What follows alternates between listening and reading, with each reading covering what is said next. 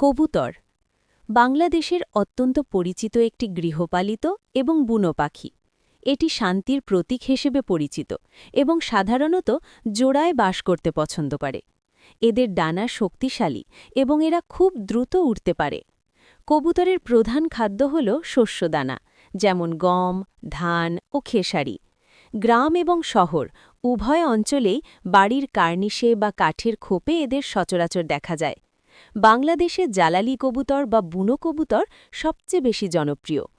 টিয়া টিয়া পাখি তার উজ্জ্বল সবুজ রঙের পালক এবং লাল বাঁকানো ঠোঁটের জন্য মানুষের কাছে অত্যন্ত প্রিয়। এদের গলার চারপাশে একটি কালো বা গোলাপি রঙের রিং বা দাগ থাকে, যাকে কণ্ঠী বলা হয়। টিয়া পাখি সাধারণত গাছের ফোকরে বাসা বাঁধে এবং ফলমূল ও বীজ খেয়ে জীবন ধারণ করে। এরা মানুষের কথা নকল করতে পারে বলে অনেকে শখের বশে খাঁচায় পালন করেন। বন জঙ্গল ও বড় বড় গাছে এদের দলবদ্ধভাবে উড়ে বেড়াতে দেখা যায়। বুলবুলি বাংলাদেশের পাখি বৈচিত্র্যে বুলবুলি একটি অত্যন্ত পরিচিত এবং বিশেষ স্থান দখল করে আছে। এটি গায়ক পাখি হিসেবে পরিচিত এবং বাংলাদেশের গ্রাম থেকে শুরু করে শহরের বাগানেও এদের সচরাচর দেখা যায়। এরা মানুষের খুব কাছাকাছি থাকতে পছন্দ করে। ঝোপঝাড়, বাগান, পার্ক, এমনকি বাড়ির বারান্দায় বা ছাদেও এদের দেখা মেলে। বুলবুলি মূলত ফলভোজী। এরা ছোট ফল, ফুলের মধু, কুঁড়ি এবং কীটপতঙ্গ খেতে পছন্দ করে। কৃষকের ক্ষেতের পাকা সবজি বা মটরশুঁটিও এদের প্রিয়। এরা বেশ সুরেলা গলায় শীষ দিতে পারে। এদের ডাকের মধ্যে বিভিন্ন বৈচিত্র্য থাকে এবং এরা বেশ চঞ্চল স্বভাবের হয়।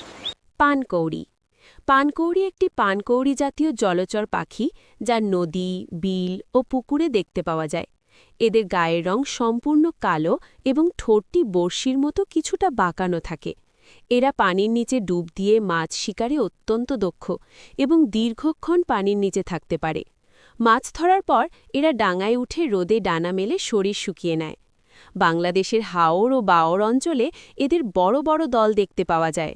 চিল চিল একটি শিকারী পাখি যা আকাশ থেকে তুখোর দৃষ্টিতে নিচে শিকার খুঁজতে থাকে। এদের ডানা বেশ বড় এবং লেজটি মাঝখানে চেরা বা ইংরেজি ভি আকৃতির মতো দেখায়। চিল সাধারণত ইঁদুর, ছোট সাপ, মাছ বা পচা মাংস খেয়ে পরিবেশ পরিষ্কার রাখতে সাহায্য করে। এরা অনেক উঁচুতে ডানা স্থির রেখে গোল হয়ে উড়তে পারে। নদীর পাড় বা বড় গাছের মগডালে এদের বাসা বাঁধতে দেখা যায়।